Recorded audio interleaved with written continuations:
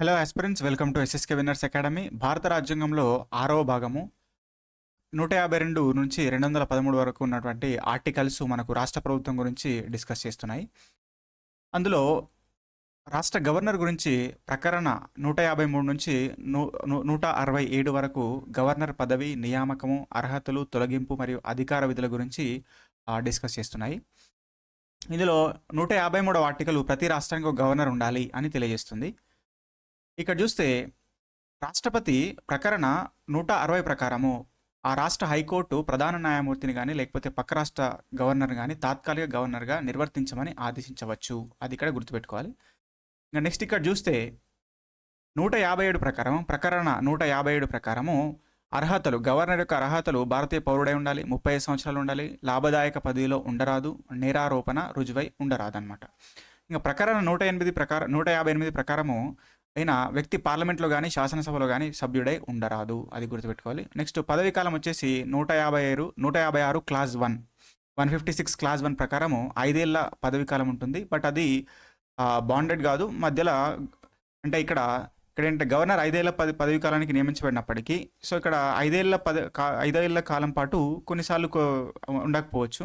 కేంద్ర ప్రభుత్వం మారినప్పుడు ఏమైతుందంటే గవర్నర్ రాజీనామా చేయమని అడగడం లేదా తొలగించడం కానీ చేయవచ్చు అనమాట. అది ఫిక్స్డ్ ఏం కాదనమాట.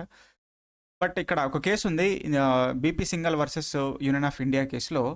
ఇక్కడ ఏంటంటే సరైన కారణం లేకుండా గవర్నర్ని తొలగించరాదు అనేటువంటి ఒక సుప్రీంకోర్టు కేసు అనేది ఇక్కడ మనం దాన్ని కూడా గుర్తుపెట్టుకోవాల్సిన అవసరం అనేది ఉందన్నమాట. ఇంకా నెక్స్ట్ ఇక్కడ చూస్తే గవర్నర్ యొక్క తొలగింపు అనేది 156 క్లాజ్ 1 ప్రకారం జరుగుతుంది. ఇక్కడ తొలగించడానికి ప్రత్యేకమైనటువంటి కారణాలు రాజ్యాంగంలో ప్రస్తావించలేదు, కానీ సో రాష్ట్రపతి ఆదేశం ద్వారా గవర్నర్ తొలగించవచ్చు అనమాట. అభిశంసన ప్రక్రియ ఏదైతుందో అది దాని కిందకి మాత్రం ఇది రాదు, అది గుర్తుపెట్టుకోవాలి. నెక్స్ట్ ఇక్కడ అవిశ్వాస తీర్మానం కానీ అవిశ్వాస తీర్మానం కానీ ప్రవేశపెట్టడానికి అవకాశం లేదు, కేవలం రాష్ట్రపతి ఆదేశం మాత్రమే తొలగించడానికి. అది చాలా చాలా ఇంపార్టెంట్, గుర్తుపెట్టుకోవాలి.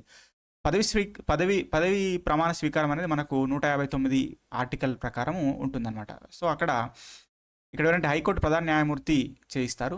అతను పదవిలో లేకపోతే హైకోర్టు న్యాయమూర్తి ఎవరైతే ఉన్నారో సీనియర్ వ్యక్తి ఆయన చేయించవచ్చు అనమాట. అది ఇక్కడ గుర్తుపెట్టుకోవాలి. ఇక్కడ రాష్ట్ర మంత్రిమండలి గురించి ఇక్కడ మనం చూస్తే ఇంపార్టెంట్ క్లాజ్ వచ్చేసి మనకు ప్రకరణ 163 క్లాజ్ 1 ప్రకారము రాష్ట్ర గవర్నర్కు తన విధుల నిర్వహణలో సహాయాన్ని సలహాను అందించడానికి ముఖ్యమంత్రి అధ్యక్షతన మంత్రిమండలి ఉంటుంది. ఇది చాలా చాలా ఇంపార్టెంట్.